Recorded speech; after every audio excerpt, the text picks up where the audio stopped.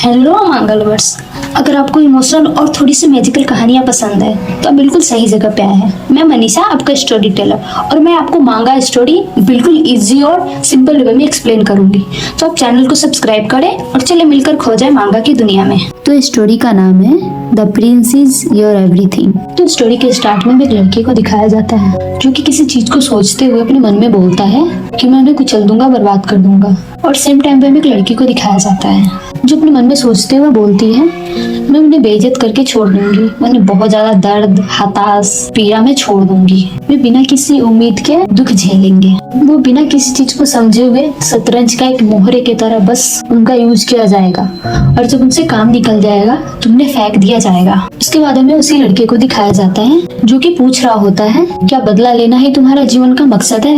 लड़की जवाब देते हुए बोलती है हाँ, उन्हें उनके किए की सजा भुगतना पड़ेगा। और ऐसा ये सब क्यों सोच रहे हैं ये हमें बाद में पता चलेगा। तो नेक्स्ट में एक लड़की को अंधेरे बंद जगह पे अकेले बैठे हुए दिखाया जाता है जो कि हमारी स्टोरी का मेन कैरेक्टर होती है और इनका नाम नेरिस होता है। नेरिस अपने पैरों की तरफ देखते हुए बोलती है मेरा पैर काम नहीं कर रहा, ये बिल्कुल सुन पड़ गया है, लेकिन हाँ मुझे तब तक स्ट्रॉन्ग रहना पड़ेगा जब तक नेल्स मुझे लेने नहीं आ जाता। तभी किसी के आने की आवाज सुनाई देती है जिसके तरफ नेरिस शॉक होके देखती है और पूछती है नेल्स क्या ये तुम हो? लेकिन वो वेलेंटाइन होती है जो कि कहानी की विलेन होती है। वेलेंटाइन बोलती है ओ माय नेरिस, तुम कितनी बुरी दिख रही हो। फिर वेलेंटाइन नेरिस को चिढ़ाते हुए उसी से पूछती है नेरिस तुमने मेरे गाउन को देखा जो शाही परिवार की रस्मी पोशाक है? तो नेरिस बोलती है ये नहीं हो सकता। तो वेलेंटाइन बोलती है ओ ये गाउन, ये मुझ पे तुम जैसी तुच्छ और नीच औरत से ज्यादा जचता है। क्या तुम इस बात से एग्री नहीं करती? बिल्कुल एक क्राउन प्रिंसेस की तरह है ना। तो नेरिस वेलेंटाइन से बोलती है तुम यहाँ मेरे को परेशान करने आई हो?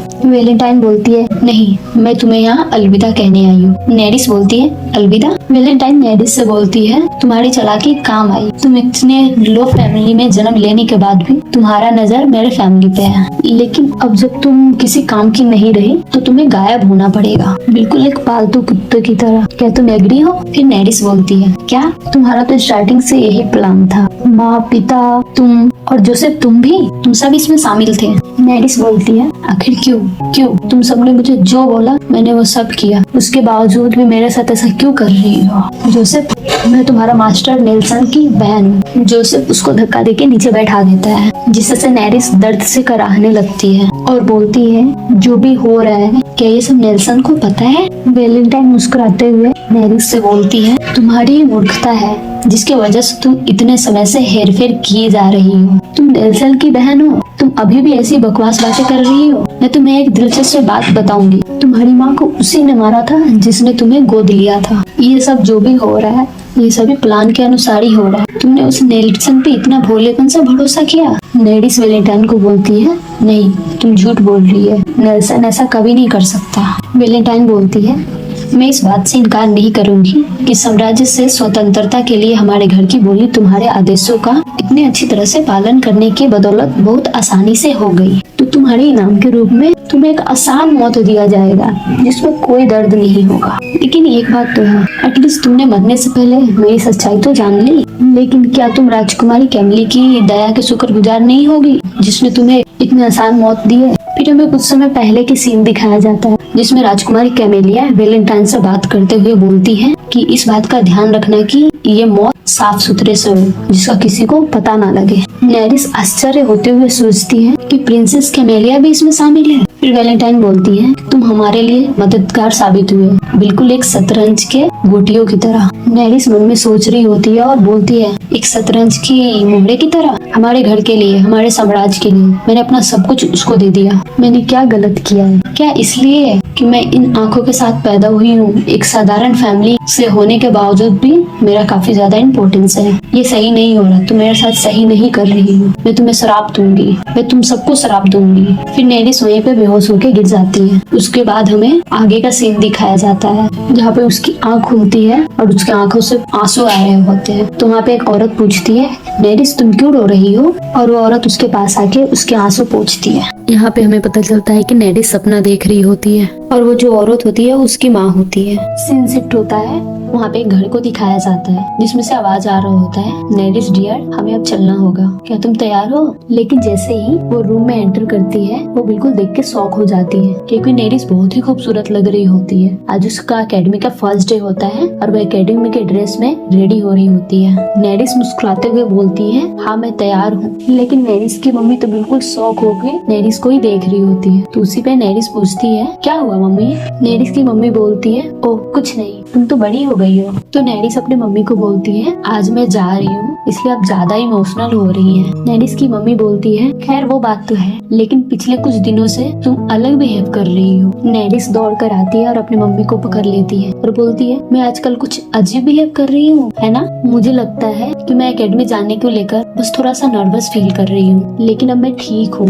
और नेरिस अपने बचपन की सीन देख रही होती है और उसके बाद नेरिस अपनी मम्मी को बोलती है, तो प्लीज आप चिंता मत करो मॉम, इस बार मैंने बेहतर करने का तय किया है। उसके बाद हमें 120 साल पहले की सीन दिखाई जाती है जिसमें राजकुमारी कैथरीन, जो कि इंपीरियल फैमिली की राजकुमारी होती है और उसने अमीर लोगों को प्रभावित करने के लिए बहुत महत्वपूर्ण भूमिका निभाई थी। उसने ऐसे तरीकों को ढूंढा जिसमें सारे अमीर लोगों को एकजुट कर सके। जिस जगह वे इकट्ठा होते थे उसे अब कार्टन कहा जाता है और यह इस शहर के सेंटर में है। फिर हमें दो लड़कों को दिखाया जाता है जो आपस में तलवारबाजी की प्रैक्टिस कर रहे होते हैं और बोलते हैं, हालांकि मेरे जैसे छोटे रैंक के अमीर लोग से कभी कभी फाइनेंशियल दिक्कतों की वजह से उम्मीद की जा सकती है, इस एकेडमी में अटेंडेंस जरूरी है। 12 से 19 साल के हाई रैंक वाले अमीर बच्चों के लिए, जिसमें इंपीरियल फैमिली भी शामिल है, इसे कार्टन का हार्ट भी माना जाता है। हम नेरिस को देखते हैं जो मन में सोच रही होती है वे इसे कंपलसरी एजुकेशन कह सकते हैं, लेकिन ऐसा लगता है जैसे हम यहाँ कैद हैं। नेरिस को किसी का आवाज आता है जो उससे पूछ रही होती है, तुम यहाँ आसपास रहती हो? मुझे रास्ता चाहिए। नेरिस बोलती है, तुम मुझसे पूछ रही हो? तुम तो एक नौकरानी लगती हो, कितनी बदतमीज हो, मैं एक नाइट की बेटी हूँ। नौकरानी घबराते हुए बोलती है, क्या? मुझे माफ कीजिएगा माय लेडी। नेरिस बोलती है, ठीक है तुम अब जा सकती हो। बगल से एक बग्गी में से किसी के हंसने की आवाज आता है। वो बग्गी से निकलते हुए नेरिस को बोलती है, कृपया मेरी नौकरानी की बदतमीजी माफ कर दीजिए, वो सिर्फ रास्ता पूछ रही थी, क्या उससे इस बात से माफ कर देंगी? जैसी वह नेरिस को देखती है शौक होके बोलती है, रुको, क्या आप एलेंड्रिया घराने से हो? नेरिस बोलती है, आप ये क्यों पूछ रही हैं? वो लड़की नेरिस से बोलती है, आपकी आंखों का रंग यह किसी आम नाइट की बेटी जैसी नहीं है, यह एलेंड्रिया का सिंबल है, उन तीनों योद्धाओं में से एक जिसने बुरे ड्रैगन को हराया था। क्या यह मेजेंटा आंख है? जो तीनों योद्धाओं के वंशजों को अलग अलग खूबियां विरासत में मिली है जो अक्सर उनकी आंखों के रंग में दिखाते हैं। उनका नाम लिस्टो द ब्रेव, जो पहले सम्राट की आंखें नेवी ब्लू थी और एलेंड्रिया द जस्ट की आंखें मेजेंटा रंग की थी। आखिर में पालोस द ब्यूटीफुल की आंखें ग्रे थी। हालांकि उसके वंशज अब दुनिया में नहीं मिलते। एलेंड्रिया जैसे आंखों वाले लोग भी कम होते जा रहे थे। जब मैं एक दूसरे के परिवार से थी और आंखें मेजेंटा आंखों के साथ मैं पैदा हुई थी। जैसे जैसे मैं बड़ी हुई मेरी आंखें एक रत्न जैसी खूबी आ गई जिसने मुझे क्राउन प्रिंसेस बनने का रास्ता दिखाया। वो लड़की नेरिस के पास आते हुए बोलती है, आपकी आंखों का रंग कितना रेयर है, मैंने ऐसे बहुत लोगों को नहीं देखा है, लेकिन आपकी आंखें सबसे सुंदर मेजेंटा आंखें हैं जो मैंने कभी नहीं देखा। तो नेरिस अजीब सा शक्ल बनाते हुए जवाब देती है, मेरा एलेंड्रिया से कोई लेना देना नहीं है। और मन ही मन सोचती है, अपने पिछले जन्म में मैं खुश थी क्योंकि मेरी आंखों ने इंपीरियल फैमिली का हिस्सा बनाया था। फिर नेरिस उस लड़की को अपना नाम बताते हुए बोलती है, मैं ट्रूडो फैमिली से हूँ, लेकिन मन में सोचती है अभी यह मुझे सोच के बुरा लग रहा है। वो लड़की बोलती है, मैं समझता हूँ, खैर ऐसा नहीं है कि एलेंड्रिया ही मेजेंटा आंखों वाली अकेला परिवार है। नेरिस बोलती है, हालांकि हम एक दूसरे के रिश्तेदार हैं। वो लड़की नेरिस से बोलती है, क्या आप सेकेंड ईयर की स्टूडेंट हैं? नेरिस बोलती है, नहीं, ये मेरा फर्स्ट ईयर है। फिर वो लड़की बोलती, ओह, ये थी किसी आप बात कर रही थी, मुझे लगता है कि तुम सेकेंड ईयर में थी, लेकिन तुम मेरे ही ईयर की हो। और फिर वो नेरिस को अपना नाम बताती है और बोलती है, मेरा नाम डायने मैकिनॉन है, और तुम्हारा क्या नाम? तो नेरिस अपना नाम बताते हुए बोलती है, मेरा नाम नेरिस ट्रूडो है। नेरिस मन में ही बोलती है, मैकिनॉन, वो अकाउंट मैकिनॉन की बेटी होगी जो एम्पायर के 3 सबसे असरदार व्यापारियों में से एक था। कितना अजीब है, मुझे याद नहीं है कि मैं पिछले जिंदगी में उसके साथ एकेडमी में थी। यहीं पे डायने का नौकर डायना को आवाज लगाते हुए बोलता है, लेडी डायने, अगर तुम खड़ी होगी तो तुम्हारे पैर में खिंचाव होगा। डायने बोलती है, नहीं मैं ठीक हूँ, मुझे खड़े होने में कोई दिक्कत नहीं है। डायना नेरिस से बोलती है, नेरिस, क्या तुम मेरे साथ गाड़ी में चलना चाहोगी? नेरिस बोलती है, मुझे किसी की फेवर की जरूरत नहीं है। डायना बोलती है, ओह, अरे अब आ भी जाओ, हमें रास्ता भी नहीं पता है और बहुत सारा सामान है। मैं कहूँगी कि यह एक फेयर ट्रेड है ना? फिर डायना नेरिस को शुक्रिया बोलती है और नेरिस डायना के साथ उसके बग्गी में बैठ जाती है और वो आपस में बात करने लगते हैं और साथ में एकेडमी तक जाने लगते हैं। इसी बीच डायना नेरिस से बोलती है, तुम्हारे डायरेक्शन से यहाँ ना बहुत आसान था और तुमने यहाँ मुझे चलने में भी मदद की। नेरिस बोलती है, मैंने मुश्किल से ही कुछ किया, क्या तुम में हमेशा ऐसा ही दर्द रहता है? डायना बोलती है, मैं ठीक हूँ, लेकिन बड़े लोग हमेशा बहुत हंगामा करते हैं। उन्हें लगता है कि एकेडमी में मेरा समय मुश्किल होगा। और वो मन में सोचते हुए बोलती है, मैं जानना चाहती थी कि मुझे वो याद क्यों नहीं आ रही। मुझे लगता है कि उनकी चिंताएं जायज थी। मुझे पता है कि मैं कर सकती हूँ। नेरिस अपने मन में सोचते हुए बोलती है, यहाँ शायद ही किसी को एडजस्ट करना आसान होगा, भले ही वे कितना जवान क्यों न हो। वे दोनों आपस में बात कर रहे होते हैं और बोलते हैं, क्या लोग आमतौर पे घूरते रहते हैं? वे तुरंत कमजोर को पहचान सकते हैं, जबकि वे दो दोस्त बना सकते हैं और अपना ग्रुप बना सकते हैं। वे तय करते हैं कि उनमें से कौन बेहतर है और एक स्ट्रक्चर हायरार्की बनाते हैं। वे अपने बोरियत दूर करने के लिए विक्टिम ढूंढते हैं, अपने समय निकालते हैं। इन सभी बातों के बीच नेरिस काफी ज्यादा डर रही होती है। वो अपने पास्ट को लेकर परेशान हो रही होती है और नेरिस अपने मन में सोचते हुए बोलती है, ठीक वैसा ही है जैसा मेरे साथ हुआ। इन लड़कियों का गॉसिप सुनकर नेरिस को अपना पास्ट याद आ रहा होता है। कैसे उसके पास्ट में कुछ बुलीज लड़की नेरिस को परेशान कर रही होती है। नेरिस को पास्ट में बहुत तेज बारिश और बिजली कड़कने से डर लग रहा होता है, जिसमें से कुछ बुलीज लड़की उसके पास आती है और उसमें से एक लड़की को बोलती है कि नेरिस को यहाँ लाओ। वो लड़की नेरिस को लाके नीचे पटक देती है और बोलती है, इतना ड्रामा करने की जरूरत नहीं है, बस थोड़ी सी ही बारिश के बाद बोलती है, ऐसा चर्चा है कि तुम्हारे मेजेंटा आंखों की वजह से हाउस ऑफ एलेंड्रिया तुम्हें क्राउन प्रिंसेस बनाने में दबाव डाल रहे हैं। दूसरी लड़की बोलती है, क्या तुम्हें लगता है कि तुम जैसे नीच मेगारा से ज्यादा योग्य है? वहीं पे एक और लड़की बोलती है, अच्छा मुझे लगता है कि नेरिस को बुखार है, क्या होगा अगर वो बीमार हो गई हो? एक और लड़की बोलती है, सच में? तो मुझे लगता है कि हमें उसे ठंडा करने में मदद करनी चाहिए। तो एक और लड़की बोलती है, ओह ये अच्छी तरह से काम करेगा।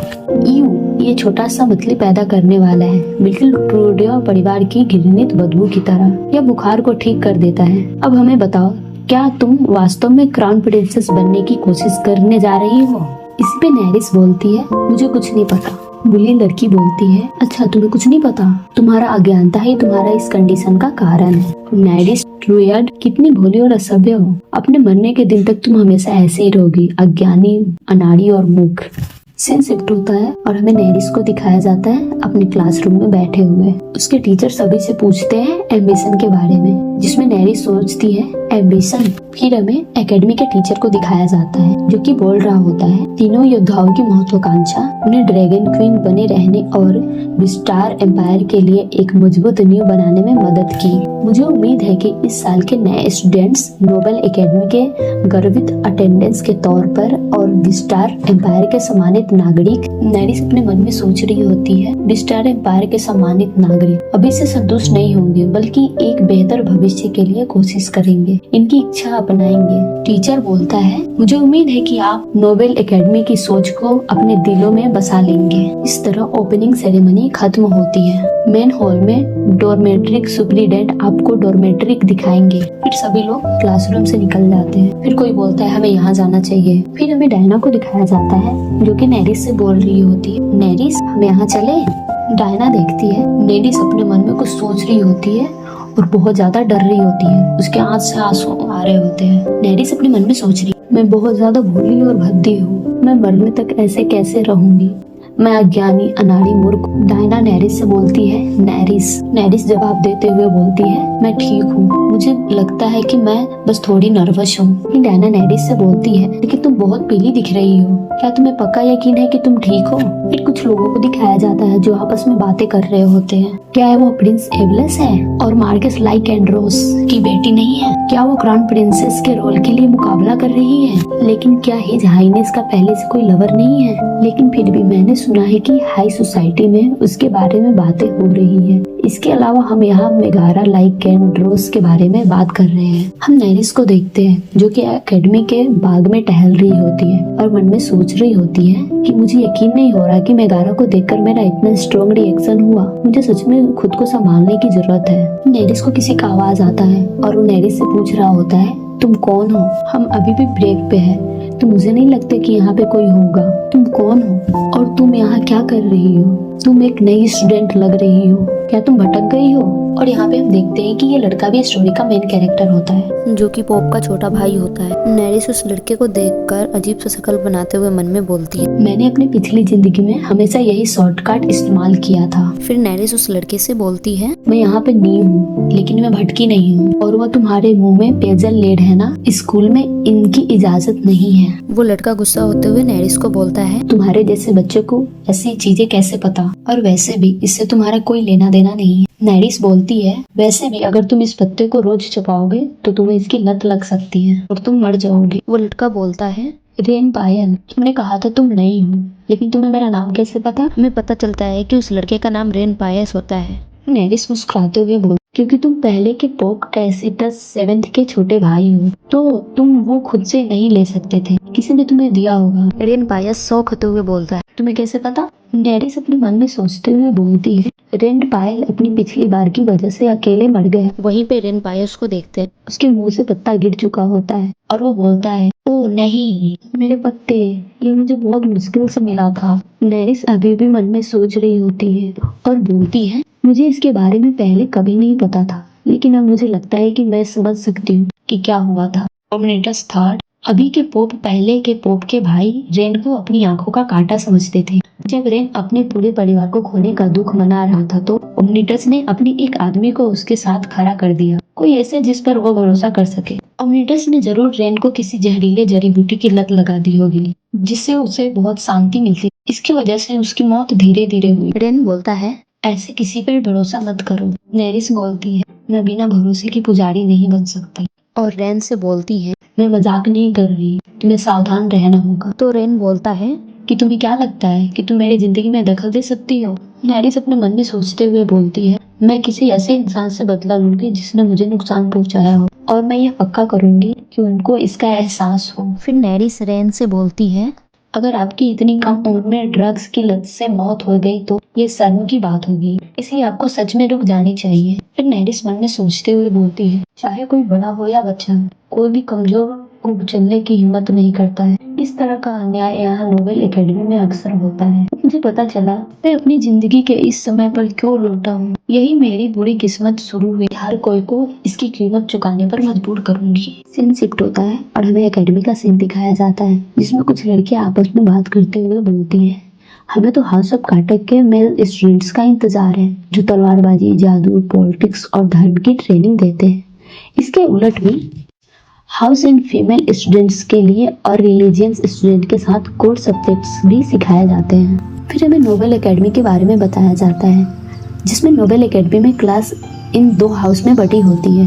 हमारे पहले दिन सभी नए स्टूडेंट्स एक टेस्ट देते हैं और हमारे स्कोर के बेस पर हमें सब्जेक्ट्स के लिए अलग अलग क्लास में रखा जाता है। दूसरे शब्दों में कहें तो अगर आपके ग्रेड्स काफ़ी अच्छे हैं तो आप कुछ सब्जेक्ट्स में 1 साल आगे बढ़ सकते हैं। इसके बाद में एकेडमी में एक स्कोर बोर्ड दिखाया जाता है जिसमें से सबसे ऊपर नेरिस ट्रूडो मेगारा लेकेंड्रोस का नाम होता है। स्कोर कार्ड को देखते हुए सभी लोग थोक होकर पूछते हैं, ये नेरिस कौन है? उसके बाद हमें डायनेन को देखते हैं जो कि नेरिस को डिस करके बुला रही हो और बोलती है, मैं भी आपके क्लास में ही रहना चाहती थी लेकिन मुझे लगता है कि आपका स्कोर सबसे ऊपर है इसलिए आप दूसरी क्लास में चले जाएंगे। जिस पर नेरिस बोलती है, कोर सब्जेक्ट सभी फर्स्ट ईयर के लिए जरूरी है, हमें उन्हें साथ लेने होंगे। डायने खुश होते हुए बोलती है, सच में तुम बहुत कुछ जानती हो, तुम ना कमाल की हो, मुझे लगता है कि तुम सच में बहुत खास इंसान हो रिस। मैं कभी भी तुम्हारे जैसा स्मार्ट और लेडीज लाइक नहीं बन सकती। जब तुम टेस्ट में सबसे अच्छे ग्रेड मिले हैं फिर भी तुम इतना शांत कैसे रह सकती हो? यही बात तुम्हें और भी शानदार बनाती है रिस। अगर मैं होती तो एकेडमी में सबको बताती। फिर नेरिस अपने मन में डायना की बातों को याद करते हुए सोचती है जब उसने नेरिस को रिस नाम से बुलाया और वो मन में ही बोलती है, उसने कहा कि अगर मैं उसे मेरा निकनेम नहीं बताया तो वो मुझे नील कहेगी, इसलिए मैंने उसे वह नाम बता दिया जिससे मेरी माँ मुझे बुलाती। लेकिन अब हर वाक्य के बाद बस रिस रिस रिस ही सुनाई दे। नेल्सन ने ही जो कुछ बचा था उसे खत्म किया। मैं वह नाम फिर कभी नहीं सुनना चाहती। फिर बगल से एक लड़की का आवाज आता है जो नैरिस को बोल रही होती है, तुम्हें मैं याद हुए है ना। उस लड़की का नाम अंगराद होता है और वह नैरिस से बोलती है, मैं अंगराद नैन, हम बचपन में साथ खेला करते थे। नैरिस बोलती है, मुझे कुछ याद नहीं। अंगराड बोलती है, ओ, हम लोग जंगल में साथ दौड़ते थे और पत्तों की नाव बनाकर नदी में तैराते थे। वहीं पे नैरिस मन में सोचते हुए बोलती है, मैं तुम्हें कैसे भूल सकती हूँ, तुम मेरे अकेले दोस्त थे, लेकिन तुम मेगारा के दोस्ती करना चाहती थी, इसलिए तुमने मुझे बेरहमी से छोड़ दिया। तुम हमेशा मेरी यादों में रह जाओगी। और यहाँ पे अंगराड बिल्कुल डेविल लुक दे रही होती। तभी नैरिस बोलती है, मैं अपने माँ से पूछूंगी। अंगराड बोलती है, ओह। उसके बाद नैरिस से पूछती है, तो तुम्हारा ट्यूटर कौन था? क्योंकि हम एक ही इलाके से हैं तो शायद मैं उन्हें जानती हूँ। मैं और मेहनत से पढ़ना चाहती हूँ। नैरिस बोलती है, मैं बस लकी थी। और मन में सोचते हुए बोलती, तुम इस जिंदगी में फिर वही करोगी है ना, क्योंकि इससे तुम्हारा सवाल का जवाब मिल गया। लेकिन मैं इस बार ऐसा नहीं होने दूंगी। मैं खुद को कभी भी किसी ऐसे इंसान से बेइज्जत और धोखा नहीं खाने दूंगी जिस पर मैंने भरोसा किया हो। अंगराड डेविल लुक देते हुए बोलती है, जरूर। वहीं पे एक लड़की आती है जिसका नाम रियानन होता है। वह एक बुरी लड़की होती है जो कि बोलती है, मुझे पता है कि मेरी बात सुनना ठीक नहीं है, लेकिन आप बेतुकी बातें कर रही हैं। रिस अपने मन में सोचते हुए बोलती है, क्या यह सच में इतना ज्यादा है किसी राज के लिए? रियानन चिल्लाते हुए रिस से बोलती है, क्या तुम घमंडी बन रही हो क्योंकि तुम्हारी जल्दी जगह बन गई है? तुम्हें लगता है कि क्लास में टॉप करने के लिए सिर्फ किस्मत ही काफी है? फिर वहाँ पे सब लोग आपस में बात करने लग रहे होते हैं और फिर बोलते हैं कि रियानन ये क्या कर रही है। मुझे लगता है कि ऐसा इसलिए है क्योंकि अंगराड ने ट्यूटर के बारे में पूछा था, लेकिन नैरिस ने उसे नहीं बताया। नैरिस बोलती है, जब मैं छोटी थी तब मेरे पिता गुजर गए थे, इसलिए मेरे परिवार के पास कभी कोई प्राइवेट ट्यूटर रखने का जरिया नहीं था। मेरे ट्यूटर मेरे रिश्तेदार भी ले रहे थे। मैं तुम्हारी तरह काउंट की पोती से अलग हूँ। रियानन बर्थ। रियानन नैरिस पे चिल्लाते हुए बोलती है, क्या तुम मुझे ये बताने की कोशिश कर रही हो तुम्हें सच में सिर्फ किस्मत के भरोसे ही पहला स्थान मिला है? तुम यह उम्मीद करती हो कि मैं तुम पे यकीन कर लूं कि शायद तुम धोखा नहीं दे रही? नैरिस बोलती है, मुझे फर्क नहीं पड़ता कि तुम मुझ पे यकीन करती हो या नहीं, लेकिन यही सच है। मुझे सिर्फ अपने होम टाउन के लोग प्रीस्ट से ग्रंथ पढ़ने की ट्यूशन मिली थी। रियानन डेविल स्माइल देते हुए बोलती है, क्योंकि वो प्रीस्ट तुम्हें सही तरीका सिखाना भूल गया। मुझे लगता है कि यह सच है कि तुम्हारा कोई प्राइवेट ट्यूटर नहीं था। नैरिस अपने मन में सोचते हुए बोलती है, मुझे शायद खुश होना चाहिए कि वो बिल्कुल पहले जैसी ही है। रियानन, तुमने मुझे इसलिए छोड़ा क्योंकि तुम्हें पता था कि हर कोई तुम्हारा साथ देगा। नैरिस रियानन को जवाब देते हुए बोलती है, मैं भले ही कम रैंक वाली नाइट की बेटी हूँ, लेकिन क्या मैं सच में इस तरह के बर्ताव के लायक हूँ? हालांकि काउंट की पोती के तौर पर तुम्हें जो पढ़ाई मिली है उसे देखते हुए मैं समझ सकती हूँ कि मुझे हैरान से तुम्हें क्यों देखना होगा, लेकिन शायद तुम्हें ही इसकी जरूरत है। वे एटिकेट्स क्लास ये देखते हुए कि तुम मुझ पर इस तरह अटैक करने की कोशिश कर रही हो। रियानन नैरिस पे गुस्सा होते हुए बोलती है, क्या बच्चे बस फ्लो के साथ चलते हैं? तुम्हारी हिम्मत कैसे हुई मुझसे ऐसे बात कहने की?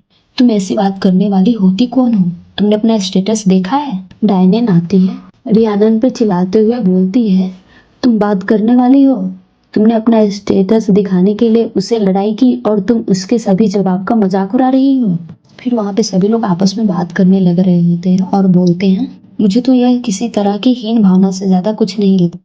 मुझे सच में नहीं पता कि वो उन लड़कियों को क्यों परेशान कर रही है। एडिस मन में सोच रही होती है और बोलती है, चीजें हमेशा फेवर में नहीं होती है रियानन। फिर सभी गॉसिप कर रहे होते हैं और आपस में बात कर रहे होते हैं और बोलते हैं, उसने ऐसा करना चाहिए, सिर्फ इसलिए ऐसा मत करो क्योंकि उसे जलन हो रही है। फिर हमें किसी का आवाज सुनाई देता है जो बोल रहा होता है, सब लोग, क्लास का टाइम हो गया है, तुम बहुत ज्यादा शोर मचा रही हो।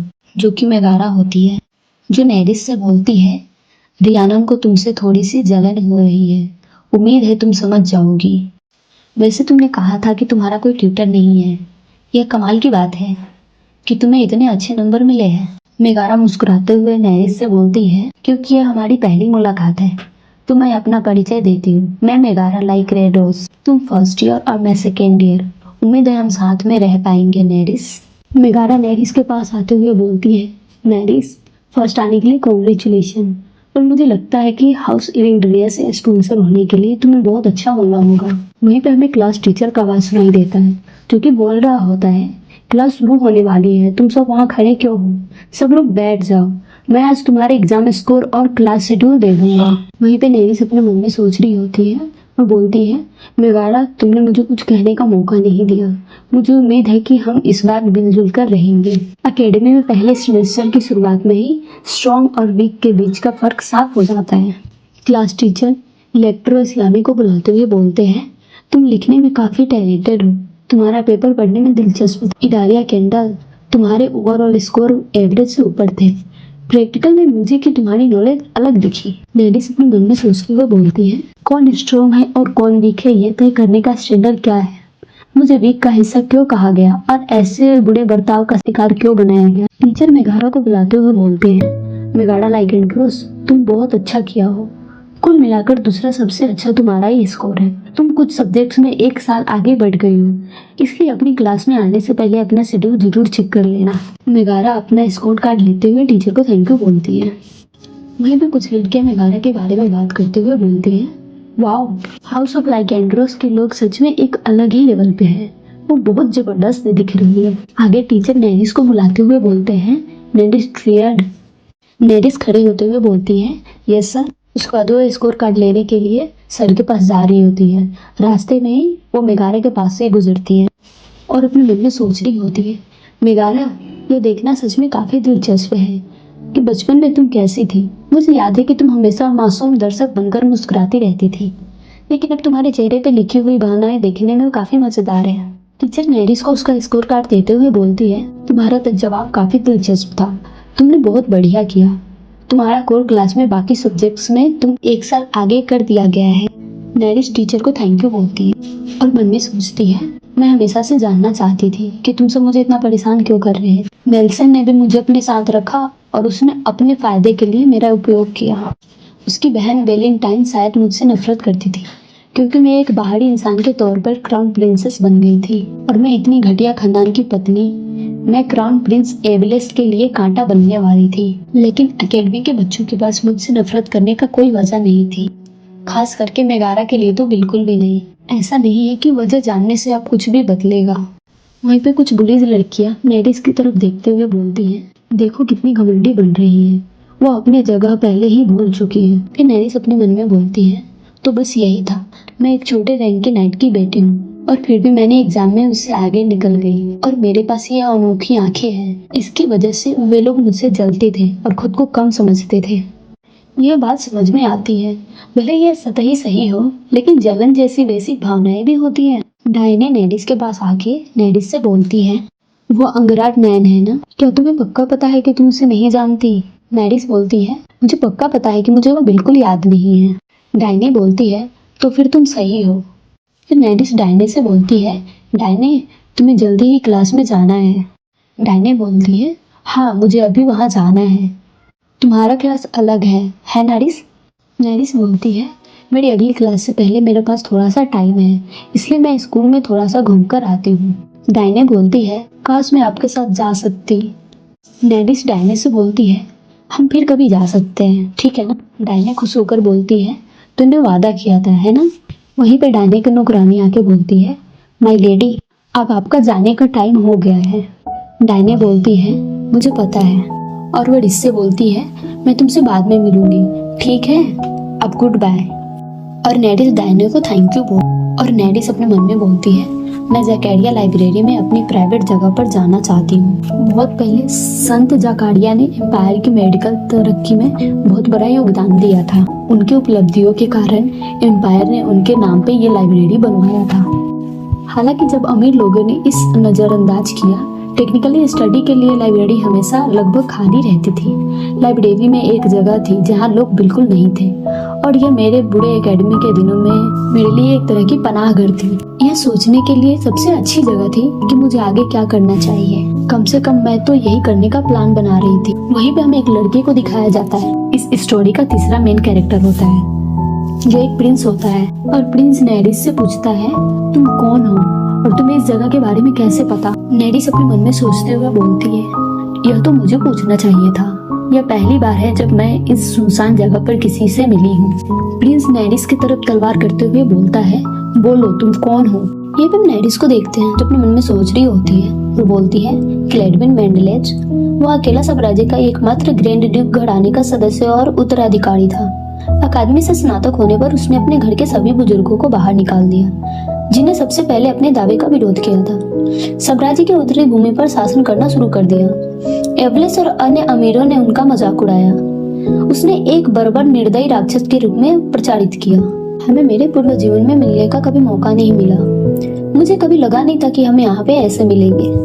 फिर नेडिस क्लेडविन से बोलती है, क्या आपके यहाँ किसी महिला पर तलवार तानना अच्छी शिष्टाचार माना जाता है, जिसे आप अभी अभी मिले हो? क्लेडविन नेडिस से बोलता है, बकवास बंद करो, मुझे बताओ कि तुम कौन हो और तुम इस जगह के बारे में कैसे जानती हो? नेडिस बोलती है, मैं यहाँ पे नई छात्र हूँ, केवल कुछ टाइम अपने साथ बिताने के लिए यहाँ आई थी। क्लेडविन बोलता है, किसी नए छात्र को इस जगह के बारे में पता नहीं होगा। यह सच है कि आपकी आंखें मेजेंटा है। मैंने सुना है कि हाउस लिंडरिया के प्रत्येक वंश में किसी की आंखें मेजेंटा नहीं है। क्या तुम एक नाजायज संतान हो? नेडिस बोलती है, मैं नाजायज संतान नहीं हूँ। मेरा परिवार लिंडरिया परिवार के दूर के रिश्तेदार है। क्लेडविन बोलता है, इसका मतलब तुम नेल्सन के दूर के रिश्तेदार हो? नेडिस बोलती है, ठीक है, मुझे लगता है कि तुम ऐसा कह सकते हो, लेकिन मैं उससे जुड़ना नहीं चाहती। तुम अब अपनी तलवार नीचे कर सकते हो। क्लेडविन मुस्कुराते हुए अपने मन में सोचता है, वह एक बच्ची के हिसाब से काफी बहादुर है, अपने नंगे हाथ से तलवार को छू रही है। और नेडिस को बोलता है, तुम एलिंड्रिया हाउस के रिश्तेदार हो और फिर भी तुम नेल्सन से कोई लेना देना नहीं रखना चाहती। नेडिस बोलती है, मैं चाहती हूँ कि हम उसके बारे में बात ना करें। क्लेडविन मेंडलेट। क्लेडविन मुस्कुराते हुए बोलता है, तो तुम मुझे जानती हो? तो क्या मैं उस नए नीडर स्टूडेंट का नाम जान सकता हूँ जिससे मैं अभी अभी मिला हूँ? नेडिस क्लेडविन से बोलती है, क्योंकि मैंने तुम्हारा नाम खुद ही पता लगाया, इसलिए मैं तुम्हें भी ऐसा करने दूंगी। और नेडिस क्लेडविन से बोलती है, बस इतना ही, तो अब मैं विदा लेना चाहूंगी। क्लेडविन नेडिस से बोलता है, अगर हम अगली बार मिले तो मैं तुम्हें तुम्हारा नाम से बुलाऊंगा। नेडिस वहां से जाने लगती है और जाते जाते मन में सोचती है, एवलेस हमेशा कहता था कि क्लेडविन कोल्ड ब्लेड हार्टेड है, लेकिन क्या कोई कोल्ड ब्लेड आदमी मुझे इतनी गर्मजोशी से देख सकता है? मेरा दिल बिना एहसास हुए धड़कने लगा। ऐसा नहीं था कि मुझे एवलेस के फैसलों पर भरोसा नहीं था, लेकिन वह असल में एक अच्छा इंसान हो सकता था। वहीं पे हम सेंट पायल को देखते हैं, जो कि नेडिस से गार्डन में मिला था। वह नेडिस से बोलता है, यह तुम हो छोटी बिजी बॉडी? यह फ्लोर एक बड़े क्लास के स्टूडेंट के लिए है, क्या तुम फिर से खो गई हो? नेडिस बोलती है, रेन पायल, मैं खोई नहीं हूँ, मैं इसी क्लास में हूँ, 3 डिप्लोमेसी ब्लेरनीज। वहीं पे सेंट पायस बोलता है, क्या तुम यह क्लास ले रही हो? लेकिन यह तो एक एडवांस इलेक्टिव है, कुछ ही लोग इसे लेना चुनते हैं। वहीं पे हम कुछ लोगों को देखते हैं जो आपस में बात करते हुए बोलते हैं, क्या रेन के परिवार ने अपनी रोजी रोटी नहीं खो दी? लेकिन वह बिल्कुल परेशान नहीं लग रहा। वहीं पे एक और आदमी बोलता है, लेकिन उसके बगल वाली लड़की कौन है? फिर रेन नेडिस से बोलता है, खैर ये तो सच में इंटरेस्टिंग है, वैसे तुम्हारा नाम क्या है? नेडिस अपना नाम बताते हुए बोलती है, नेडिस ड्रेड। रेन नेडिस से बोलता है, ठीक है नेडिस, क्योंकि तुम नई हो शायद तुम्हें रास्ता पता नहीं होगा, चलो मैं तुम्हें दिखा देता हूँ। नेडिस बोलती है, मुझे पता है वहाँ कैसे जाना है। रेन नेडिस से बोलता है, लेकिन तुम बर्लिनीज क्यों ले रही हो? मुझे लगा था कि थियोलॉजी डिपार्टमेंट में स्टूडेंट यह क्लास नहीं लेते हैं, तुम तो फर्स्ट ईयर के लिए बहुत कुछ जानती हो। खैर, मेरे अंकल बर्लिन में रहते हैं, अगर मैं ज्यादा फ्लुएंट होता तो उससे मिलने पर मेरे लिए चीजें आसान हो जाता।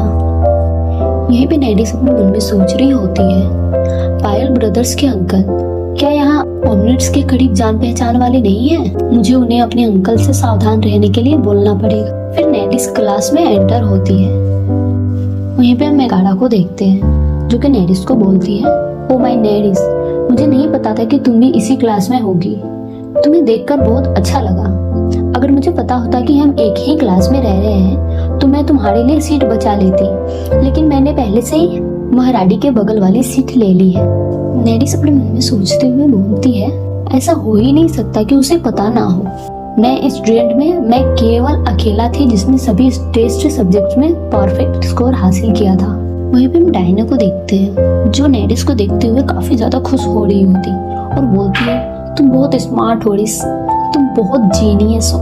नेरिस अपने मन में सोच ही रही होती है और बोलती है, मैंने अपने एग्जाम पेपर में बर्नेनीज में लिखा था कि मैं एडवांस लेवल कोर्स करना चाहती हूँ और तुमने इस क्लास में सिर्फ इसलिए एडमिशन लिया क्योंकि तुम्हें पता था कि मैं इस ले रही हूँ। सोचा था कि तुम अंदर आने के लिए अपने परिवार का नाम इस्तेमाल करना होगा। मेगारा नेरिस को बोलती है, ये शर्म की बात है, लेकिन मुझे लगता है कि इसमें कुछ नहीं किया जा सकता। चलो अगली बार साथ बैठते हैं। नेरिस बोलती है, जरूर, अगर हम कर सके तो। मेगारा मन ही मन बोलती है, तुम मेरे जैसा एक ऊंचे तबके के आदमी के तौर पर काबिल हो जिसे क्लास में टॉप किया। तुम कितने बेशर्म हो सकती हो। मेगारा के दोस्त मेगारा को बोलते हैं, मैगी, क्या तुम उस लड़की को जानती हो?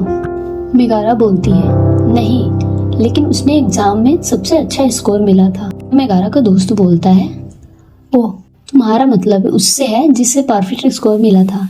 हे भगवान, मुझे नहीं पता था कि बात इतनी तेजी से फैली है। वहीं पे हम रेन को देखते हैं जो कि अपने मन में सोच रहा होता है, अगर मैं पहले नंबर पे होता तो मुझे यकीन है कि मैं सबसे सामने इसकी बड़ाई करता।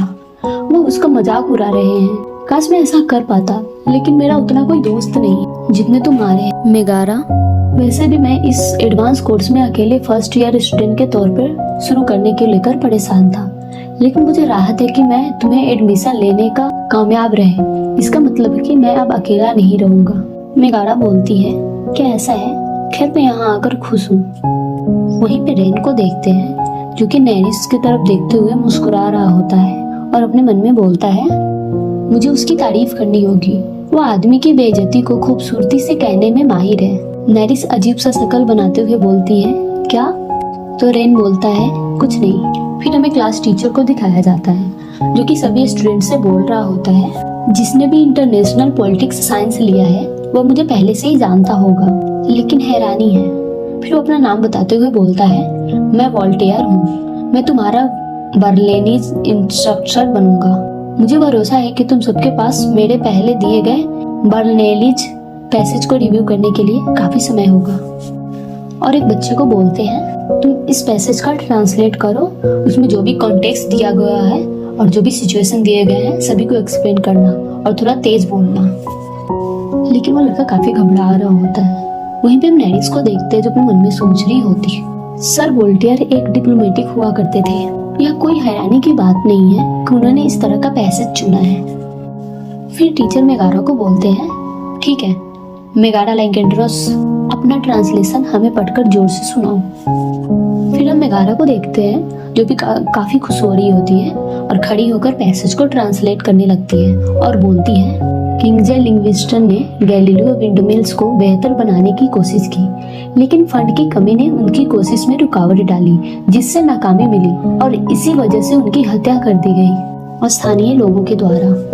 यहीं पे मेगारा के दोस्त को देखते हैं जो कि काफी ज्यादा खुश हो रहा होता है और चीयर कर रहा होता है। फिर हम कुछ लोगों को देखते हैं जो मेगारा के बारे में गॉसिप कर रहे होते हैं और बोलते हैं, क्या वो फर्स्ट ईयर की स्टूडेंट नहीं है? वो बहुत ही फ्लुएंट थी, मैंने पहले साल में टॉप सुना है, स्टूडेंट हमारे क्लास में है, क्या वो उन्हीं में से एक है? वो लैंकेड्रोस हाउस से है। वहीं पे टीचर मेगारा को बोलते हैं, आप किसी दूसरे व्यक्ति के बारे में बात कर रहे हैं। फिर वो सबसे पूछते हैं, क्या आप इस बात से सहमत हैं? क्या आप मेगारा के ट्रांसलेशन से सहमत हैं? नेरिस ट्रूडो? तो फिर नेरिस जवाब देते हुए बोलती है, यह बिल्कुल गलत नहीं है, लेकिन यह पूरी तरह सटीक भी नहीं है। और नेरिस अपने मन में सोच रही होती है और बोलती है, सॉरी मेगारा, लेकिन ऐसा लगता है कि तुम अगली क्लास में यहाँ नहीं आओगी।